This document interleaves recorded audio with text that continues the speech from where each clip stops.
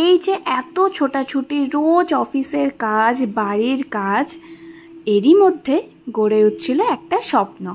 যেই স্বপ্নটা সফলতা দেখানোর সাহসেই লেগে গেছে আমাদের বেশ কয়েকটা মাস।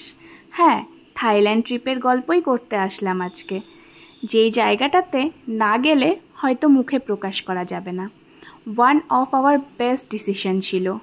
একটা ইন্টারন্যাশনাল ট্রিপ হিসেবে আমি সবসময় সাজেস্ট করব থাইল্যান্ড যাওয়ার জন্য। লাইফ টাইম এক্সপিরিয়েন্স ছিল। এখন আস্তে আস্তে উঠে যাচ্ছি এয়ারপোর্টের দিকে, মানে ফ্লাইটের দিকে। চলো বাকিটা তোমাদের সঙ্গে ফ্লাইটে বসে শেয়ার করবো। বসে গেছি আমরা।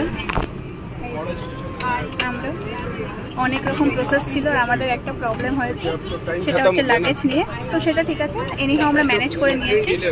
এখন ফ্লাইটে কালকে ঠিক ভোর 4-5টায়, হ্যাঁ ওখানের টাইমে।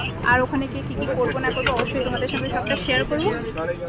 নিজের উইন্ডো সিটে বসে রাতের কলকাতার থেকে রাতের থাইল্যান্ড দেখার লোভটা আমি সামলাতে পারছিলাম না। তাই পুরো ফ্লাইটে 2 মিনিটের জন্য নিজের চোখের পাতাটা এক করিনি। দেখো বাইরেটা কি দুর্দান্ত, নিজের চোখের পাতায় কিন্তু সাজিয়ে রেখেছি।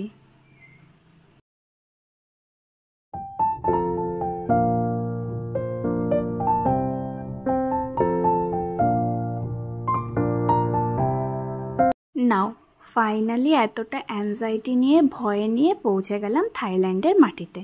বাইরেটা দেখে তো বুঝতেই পারছো এখনও ভোরের আলো ফোটেনি, কিন্তু আমার excitement level on the top. কেউ যদি এখনই বলে রেডি হয়ে বেরোতে হবে, আমি কিন্তু 2 মিনিটের জন্যও ভাববো না। তো এখন এখানের ঘড়িতে বাজে 5:30, আর আমাদের ইন্ডিয়ান টাইমে মেবি 4টে হবে। তো আমরা পৌঁছে গেছি এখন, আর এখন বসে আছি ব্যাংককে। আর একটা ছোট্ট মিসআন্ডারস্ট্যান্ডিং হয়েছে, এর আগে অনেক ভিডিওতে দেখেছি যে এখানে ভিসা অন অ্যারাইভেলে লাইক 20,000 থাই বাট নিয়ে যেতে হয়, যেটা আমাদের ইন্ডিয়ান কারেন্সিতে 50,000-এর মতো হয়।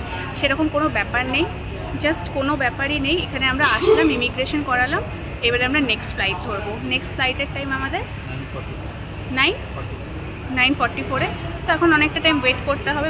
পুরো ব্যাংকক জুড়ে এই 7-Eleven বলে একটা জেনারেল স্টোর আছে, যেটা প্রায় প্রত্যেক মোড়ের মাথাতে একটা করে উকি দিচ্ছে।